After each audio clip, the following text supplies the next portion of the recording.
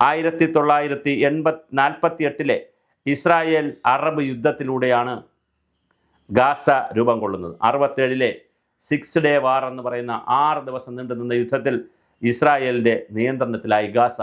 അപ്പോഴും ഗാസയിൽ മുസ്ലിം ഭൂരിപക്ഷമുണ്ട്, ക്രിസ്ത്യാനികളുമുണ്ട്, ജൂതന്മാരുണ്ട്, എല്ലാവരുമുണ്ട്.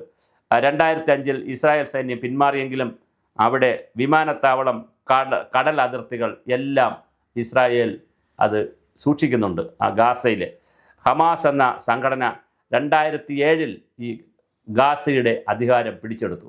അങ്ങനെ അധികാരം പിടിച്ചതിന് ശേഷം ഇസ്രായേലും ഹമാസും തമ്മിൽ നിരന്തരം പോരാട്ടമായിരുന്നു. പാലസ്തീനും ഇസ്രായേലും തമ്മിൽ എന്നതിലുപരി ഹമാസും ഇസ്രായേലും തമ്മിലായിരുന്നു പോരാട്ടം.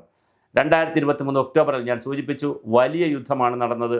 ഹമാസ് ആക്രമണങ്ങൾക്ക് പിന്നാലെ തിരിച്ച് ഇസ്രായേൽ വലിയ തോതിലാണ് ഗാസയിൽ പ്രഹരമേൽപ്പിച്ചത്. ആയിരക്കണക്കിന് ആളുകളെ കൊന്നു, വീടുകൾ ആളുകളെ ബന്ദിയാക്കി, സ്കൂളുകളും പിന്നെ ആശുപത്രികളും എല്ലാം തകർത്ത് കളഞ്ഞു. ജനങ്ങൾക്ക് വൈദ്യുതിയും വെള്ളവും ഭക്ഷണവും ഒന്നും കൊടുക്കാത്ത വല്ലാത്തൊരു ദുരിതത്തിലേക്ക് കൊണ്ടുപോയി. അതിൽ മരിച്ചത് ഒരുപാട് ആളുകളാണ്, ഒരുപാട് കുട്ടികളാണ്, സ്ത്രീകളാണ്.